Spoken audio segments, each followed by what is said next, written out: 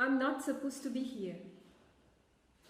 After 8 months of my admission to this course in this university, I wanted to drop out. Even one lecturer talked to me in person and kindly asked me to drop the course. I wasn't a good student. I was a regular absentee. I was a free rider for many group assignments, many team projects. I didn't obtain a good GPA.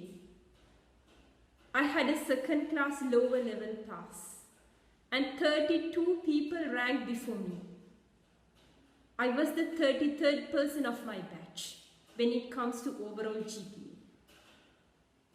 I entered to the university in March 2004, and we were the second batch. First appointment. When I was in first year, I started doing a job in Alumni newspapers as the foreign news correspondent. I was a freelance journalist, but I had to be open my eyes 24/7 since it was the era of breaking news. I had to rush from Galadari to Hilton for press events, Temple Trees to Peace Secretariat for news updates. No, I wasn't a macho journalist, but I had to cover all these because the person who was in charge of the foreign news wing of Alumni newspapers left the job all of a sudden, and they do not wanted to hire a qualified person for this position. So, my schedule was this: to 8 a.m. coming to university, 8 a.m. to 5 p.m. lectures, then rush to newspaper's office located in Armour Street. From 6 p.m. to 12 a.m. next day, I had to work there. At 12:30 a.m. we received staff transport. But since I was in Kottawa, I was the last man to be dropped from the staff vehicle at 2 a.m. like. Then I had to go sleep, wake up at 6 in the morning, cook our breakfast. I was married and I was a housewife too. Back to university at 7 a.m. Those days it took 60 minutes to reach Molfe Junction by 255 bus. I was the first Sinhala newspaper journalist who started an interview series with foreign diplomats in Sri Lanka. And I had a rare chance to work with late Foreign Minister Dr. Lakshman Kadiragama. I was the last journalist who interviewed him at DCIS on 5th August 2005. After 60 minutes, he was killed. I was so busy with news events and office assignments. My editor-in-chief was not happy since they cannot see me working on daytime. I had to go for university, but I attended for almost all foreign ministry news assignments. I had to write feature articles and handed them over before every Wednesday. So, while attending the lectures, I was writing newspaper features. Earlier, I had to go to Armour Street to hand over them, but later I found a guy who worked in Vice Chancellor's office, and he helped me to use Vice Chancellor's fax machine every week for next 3 years. At my last day in university, a day in May 2008, I went to his office and said thank you. He was super upset. He asked from me, "Are you a student?" I thought, "You're working for university." This is how things have worked since we were students. I was not eligible for Mahapola and bursary, so I had to find some income to live, pay my rent, eat, travel back and forth to university. I sat for People's Bank's banking examination, selection test for banking assistants in 2005, and got selected for a staff appointment in 2006 when I was in second year. At the final interview, the panel said, "Okay, you become the first in all island of this exam. We will give you a chance to select a branch you want to work. This is the vacant list. Please select one you want. It was Ambalanguda branch was the closest to my home, and I asked them to appoint me to Ambalanguda. A week later, they handed over my appointment letter and they appointed me to Ambalan Total, which was far away from Hikkaduwa, where my home was. A one spelling mistake can ruin your goal and misguided you throughout your journey. I worked there as a chief cashier for 1 month and left the job because I wanted to finish the degree. Obviously, my attendance was not so good. In second semester, it was 47%. I never scored my attendance up to 60%, and end of every semester, I had to run behind doctors to obtain medical certificates. This is the truth. I know I was a huge burden for this department, but some lecturers who strictly believed in us and stood for us when it comes to attendance issue. Thank them for what we are today. We means 3 musketeers of second batch called Nadeesha Chandrasena, Eroshan Ratnapala and Muhammad Fiaz. If that young energetic lecturer, though he's a bit old now, doesn't stand for us at the department meeting, I'm not supposed to be here too. You already know my pre-qualification career, so I'll briefly explain you my post-qualification experience. I finished my final project, individual research project, in May 2008, and the day I completed the Viva, I applied to NDB Bank. I just sent my CV to HR department of NDB and asked to employ me since I already had some experience in banking sector. I got a reply in a week and they appointed me to Homagama branch directly after a short interview. We had a super cool inauguration session with CEO of NDB. He was a cool gentleman. We call him by name.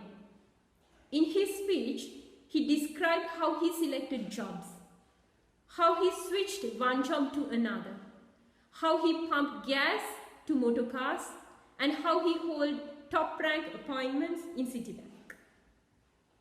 There I decided not to fix to a lifetime job. I wanted to take the next challenge. So I left NDB. Thanks to my CEO, Eran Vikramaratne, to be Deputy Minister of 8th Parliament. My career in Sri Lanka Army. Sri Lanka Army wanted professionals to build the nation in late 2008. Literally build the nation with sand and cement. So they advertised for civil engineers, quantity surveyors and architects. I wasn't an architect, but I studied in the Faculty of Architecture. I had to appear for 5 interviews in front of various people. They asked many questions. Even they asked about my background from other candidates too, especially from architects. Luckily, they said town planning is the base of architecture. Finally, I got selected and I left my NDB Bank job. If my fellow architects were not supported me, I can't be where I am today. I was appointed as a garrison engineer, 24/7 on-call appointment, in charge of construction and maintenance within the garrison. I started a MSc, became a mom, won a Netherlands government scholarship, conducted a good research with Professor Nimal Gunawardena of University of Peradeniya. We did a water assessment for Sri Lanka Army and our research recommendations were applied everywhere. Then with Research and Development Unit of Ministry of Defence, I was the team leader of Citizen Information System Project Gampaha District. I have completed professional practitioners extensive program and became a town planner, chartered town planner. Then I was attached to Defence Headquarters construction project, which was the biggest construction project at that time.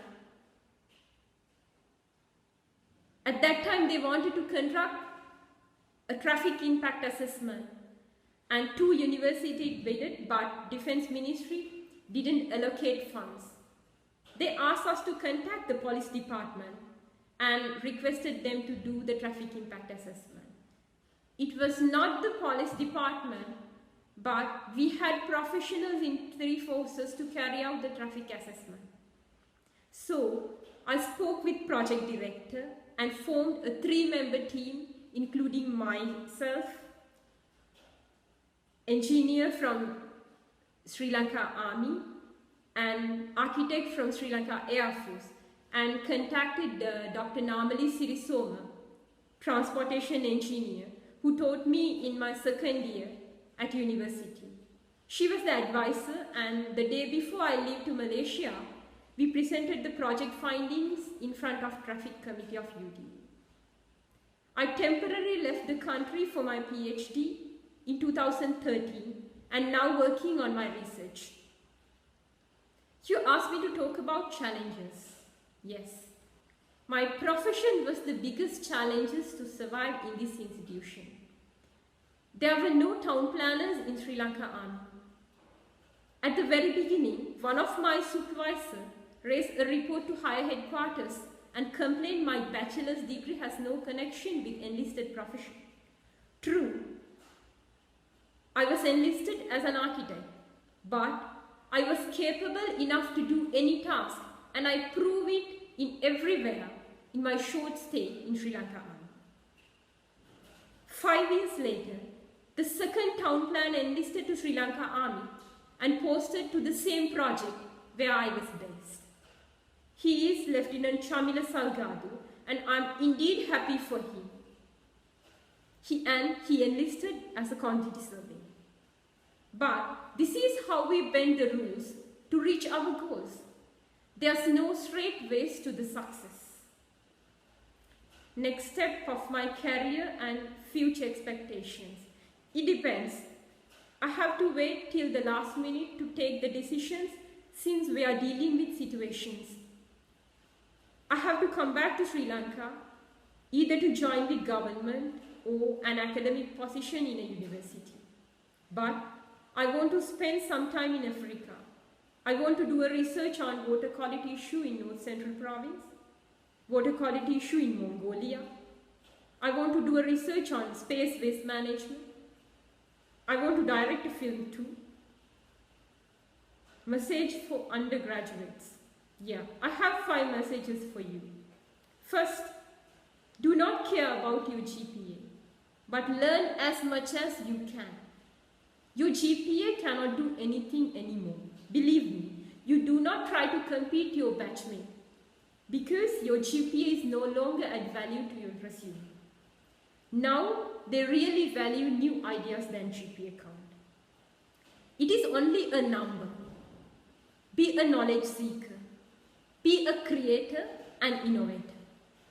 Secondly, do not forward your CV to everyone and ask third-party help. You go talk to people directly. Introduce yourself and convince them. You are a planner. You are the mediator.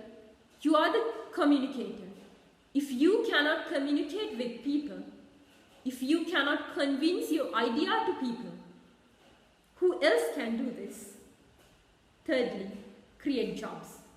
Do start a business. Team up and form a company. You are living in an era where good brains go to Google instead of Princeton, instead of Stanford.